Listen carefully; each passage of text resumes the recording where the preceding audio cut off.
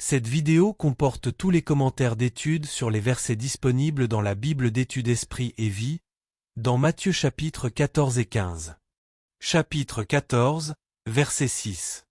Dansa au milieu des convives. La danse en public d'une fille impie pour le plaisir d'Hérode et de ses invités a provoqué la mort d'un des hommes les plus saints qui ait jamais vécu. Premièrement, les fêtes mondaines, la danse et les films impies entraînent l'oubli de Dieu, la stimulation des passions et l'endurcissement de la faculté de discerner le péché, la justice ou le jugement. Les vrais enfants de Dieu ne participent pas à ces choses, voir l'article intitulé Les chrétiens et leurs relations avec le monde, page 2118. Deuxièmement, d'après l'Écriture, les femmes ou les jeunes filles juives dansaient parfois de manière spontanée lors de célébrations exceptionnellement joyeuses, voir Jérémie 31 verset 4, et tout particulièrement après des victoires militaires, lorsque le peuple de Dieu chantait pour célébrer le Seigneur, Exode 15 versets 19 à 21. Il n'existe cependant aucun texte biblique montrant des hommes en train de danser avec des femmes, ou indiquant que des femmes juives ont dansé en public. La danse de la fille d'Hérodia, lors de la célébration de l'anniversaire d'Hérode, était une pratique purement païenne. Verset 19. Pain et poissons. Le miracle de la multiplication des pains est raconté dans les 4 évangiles, Marc 6 versets 34 à 44, Luc 9 versets 10 à 17, Jean 6 versets 1 à 14. Ce miracle a plusieurs significations dont les suivantes. Premièrement, il désigne Jésus comme étant le pain de vie, voir Jean 6, celui qui pourvoit à la fois aux besoins du corps et de l'âme. Deuxièmement, il est la preuve du pouvoir du Seigneur d'accomplir des miracles.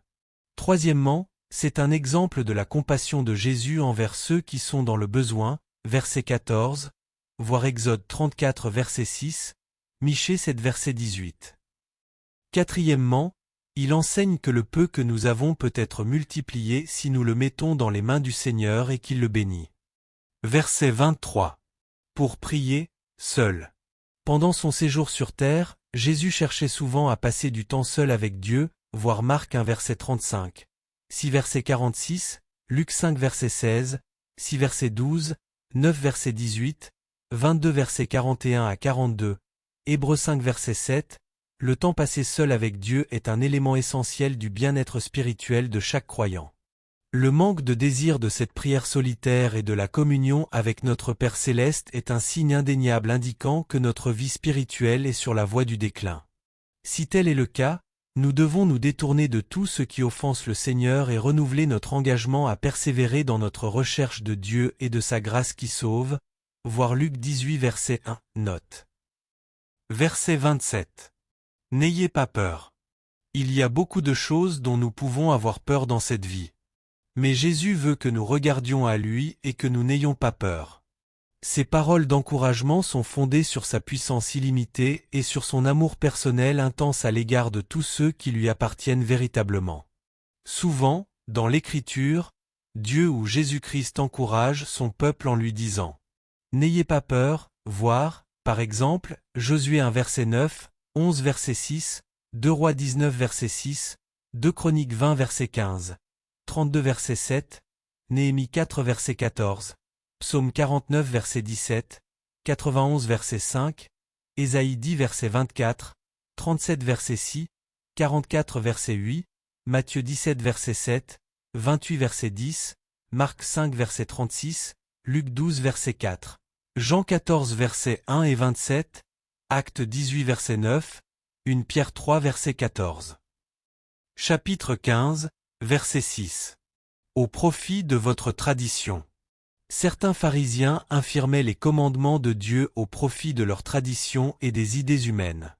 Les croyants d'aujourd'hui doivent veiller à ne pas annuler la parole de Dieu, par la tradition, les idées populaires ou les normes culturelles modernes.